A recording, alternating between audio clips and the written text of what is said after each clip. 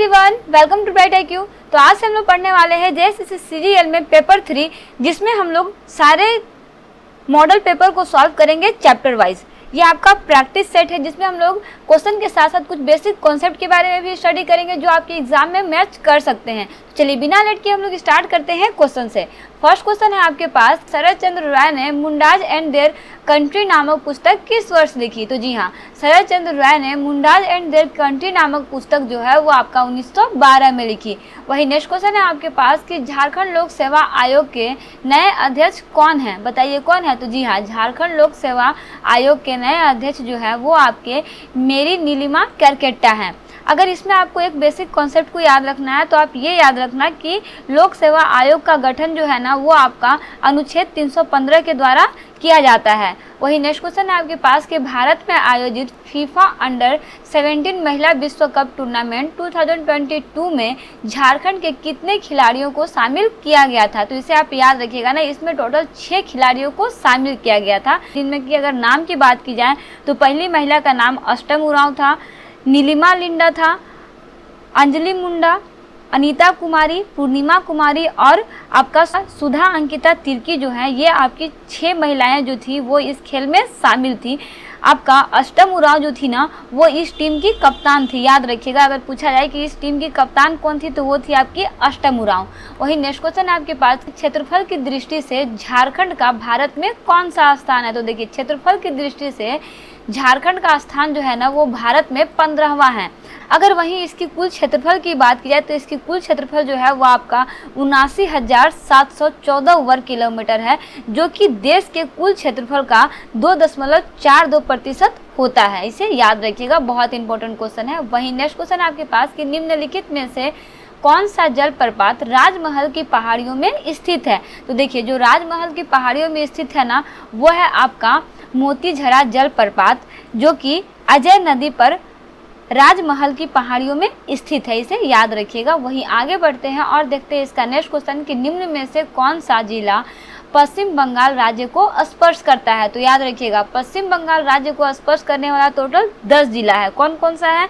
तो वो आपका है साहेबगंज, पाकुड़, दुमका, जामताड़ा, धनबाद, बोकारो, रामगढ़, रांची, सरायकेला खरसावां और पूर्वी सिंहभूम। ये सारे 10 के 10 झारखंड के ऐसे जिले हैं जो पश्चिम बंगाल राज्य की सीमा को स्पर्श करता है। That means option number C Ramgarh ना, जो आपका पश्चिम बंगाल राज्य को स्पर्श करता है। वही नेक्स्ट क्वेश्चन है आपके पास कि औरंगजेब के शासनकाल में 1687 ईस्वी में रामगढ़ का राजा कौन था? तो देखिए, इसको समझने से पहले आप इसके बारे में कुछ समझिए। जैसे बात हो रही है यहाँ पे औरंगजेब के, तो औरंगजेब के शासनकाल में आपको 2 चीज़ याद रखना है, पहला राजा और अंतिम राजा। ठीक है, तो अगर हम लोग इसमें बात करते हैं तो रामगढ़ रियासत के पहले राजा जो थे ना वो आपके राजा बागदेव सिंह थे और अंतिम शासक जो थे वो आपके महाराज कामाख्या नारायण सिंह बहादुर थे।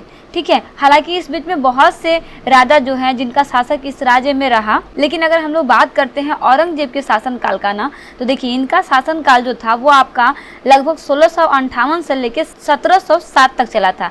और इसी समय के बीच की बात है जो आपका आता है 1600, जिसमें आपका रामगढ़ के राजा जो थे वो आपके दलेल सिंह थे। कौन थे? राजा दलेल सिंह थे। इसे याद रखिएगा। वहीं आगे बढ़ते हैं, देखते हैं इसका नेक्स्ट क्वेश्चन जो है आपका कि बोकारो स्टील संयंत्र की स्थापना कब हुई थी? बहुत इंपॉर्टेंट क्वेश्चन है, तो इसे याद रखिएगा कि बोकारो स्टील संयंत्र की स्थापना जो है ना वो आपका 1964 में हुई थी। लेकिन अगर हम लोग बात करते हैं इसकी स्थापना के बाद उत्पादन कार्य कब आरंभ हुआ था, क्योंकि इसका उत्पादन कार्य जो है ना वो काफ़ी लेट से आरंभ हुआ था। तो क्वेश्चन में अगर आपके पास आए कि यहाँ पे बोकारो स्टील संयंत्र के उत्पादक कार्य का प्रारंभ कब हुआ था, तो वो है आपका 1972 में हुआ था। कब हुआ था? 1972 में हुआ था। और इसका स्थापना जो है ना वो आपके रूस के सहयोग से किया गया था सन 1964 में। चलिए आगे बढ़ते हैं और देखते हैं इसका नेक्स्ट क्वेश्चन जो है आपका कि जादूगोड़ा यूरेनियम खदान झारखंड के निम्न में से किस स्थित है? तो देखिए, जादूगोड़ा जो है ना वो आपका पूर्वी सिंहभूम जिला में स्थित है। कहाँ है? पूर्वी सिंहभूम जिला में स्थित है। इसीलिए आपका जादूगोड़ा यूरेनियम खदान जो है वो आपका पूर्वी सिंहभूम में स्थित है। कहा जाता है कि आपका यह यूरेनियम की खदान के लिए प्रसिद्ध है। कौन सा जगह? जादूगोड़ा का पूर्वी सिंहभूम। इसमें एक चीज आपको और याद रखना है कि जादूगोड़ा का यूरेनियम खदान जो है ना, वो आपका uranium corporation of India limited के अधीन है, तो इसे आप याद रखिएगा। वहीं आगे बढ़ते हैं, देखते हैं इसका नेक्स्ट क्वेश्चन जो है आपका कि निम्नलिखित में से कौन सा खनिज झारखंड के पलामू और लातेहार जिले में पाया जाता है जो कैल्शियम कार्बोनेट से बना एक कार्बोनेट खनिज है और यह एक औषधि चट्टान भी है? तो जी हाँ, वो है आपका डोलोमाइट। डोलोमाइट जो है वो आपका एक ऐसा खनिज है जो झारखंड के पलामू और लातेहार जिले में पाया जाता है, जो कैल्शियम कार्बोनेट से बना एक कार्बोनेट खनिज है और साथ ही एक यह औषधि चट्टान भी है। वही नेक्स्ट क्वेश्चन हम लोग देखते हैं जो है आपका कि जोजो हातू जो पश्चिम सिंहभूम में स्थित है डैश के लिए प्रसिद्ध है? किसके लिए प्रसिद्ध है? तो देखिए आपका ये जोजो हातू जो है ना, वो आपका बेसिकली क्रोमाइट के लिए प्रसिद्ध है, इसे याद रखिएगा। वही नेक्स्ट क्वेश्चन है आपके पास कि निम्नलिखित में से सही सुमेलन नहीं है, मतलब इसमें कुछ राजधानी दिया हुआ है, उसके शासक दिए हुए, आपको बताना है कि इसमें से कौन सा राजधानी है जो शासक के साथ मैच नहीं कर रहा है।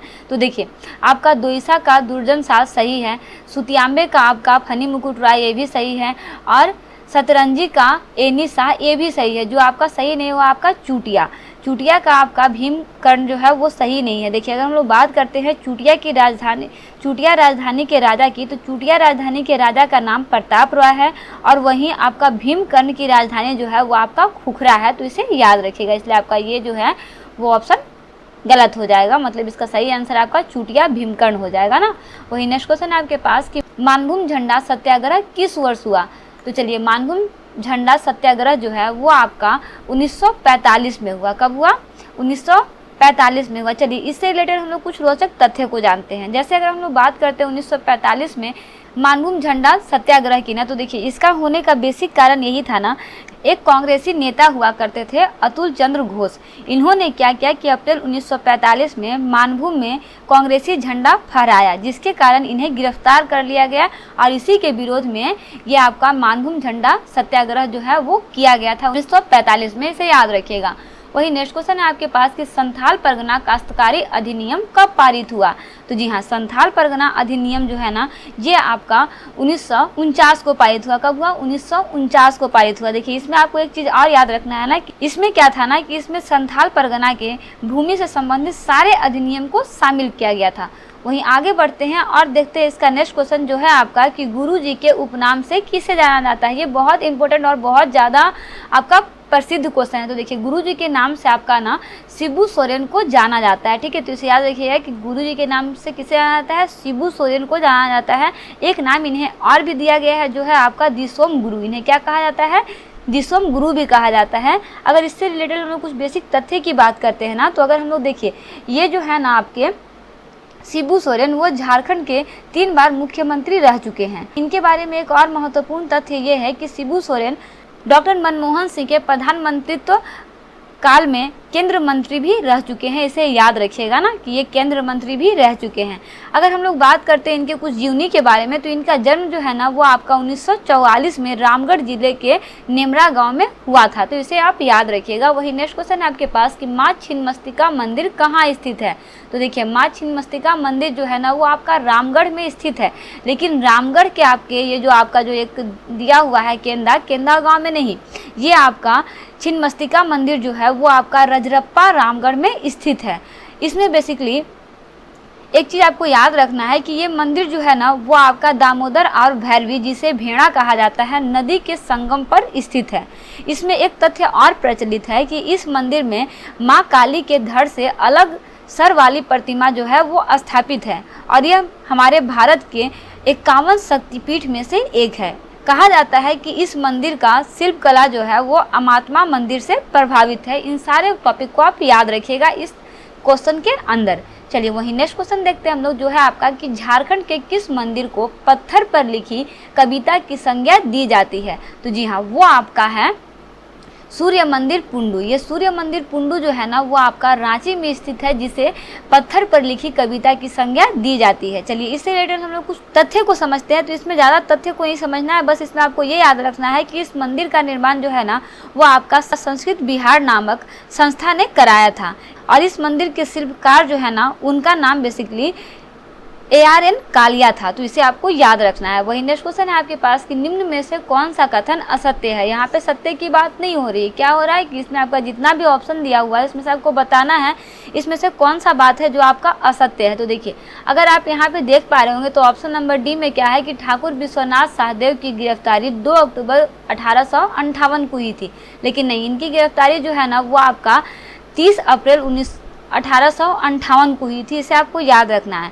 चलिए, इसे रिलेटेड हम लोग कुछ तथ्य को समझते हैं। तो अगर हम लोग बात करते हैं 30 मार्च 1858 की, तो इसमें इनकी गिरफ्तारी तो हुई थी, लेकिन इसमें इनके प्रति कुछ षड्यंत्र था।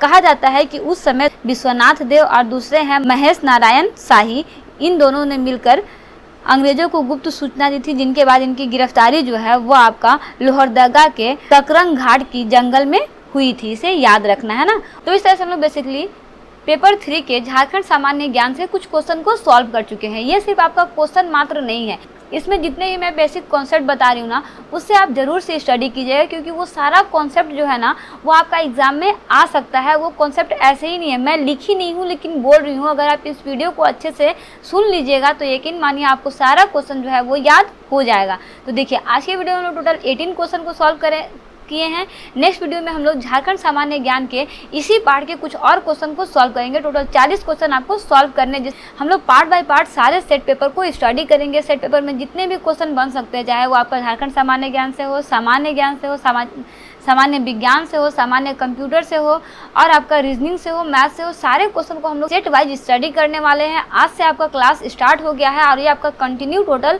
30 तारीख तक चलने वाला है। प्रैक्टिस सेट के अकॉर्डिंग हम लोग सारे क्वेश्चन को अच्छे से प्रैक्टिस कर रहे हैं। जितने भी लोग हैं प्लीज़ उन्हें इस वीडियो को जरूर शेयर कीजिएगा, जितना हो सके उतना ज़्यादा से ज़्यादा लोग जो है इसमें जुड़िए और सारे वीडियो को शेयर कीजिए। हम लोग मिल करके इस एग्जाम को इस बार क्रैक करेंगे। सारा सेट जो है वो आपका एग्जाम पॉइंट ऑफ व्यू से बहुत ज़्यादा इंपॉर्टेंट है। प्लीज़ वीडियो को स्किप मत कीजिएगा, सारे वीडियो को जरूर देखिएगा, ठीक है। तो मिलते हैं नेक्स्ट वीडियो में एक इंपॉर्टेंट पार्ट, एक इंपॉर्टेंट टॉपिक के साथ। Thanks for watching, like share and subscribe bright IQ।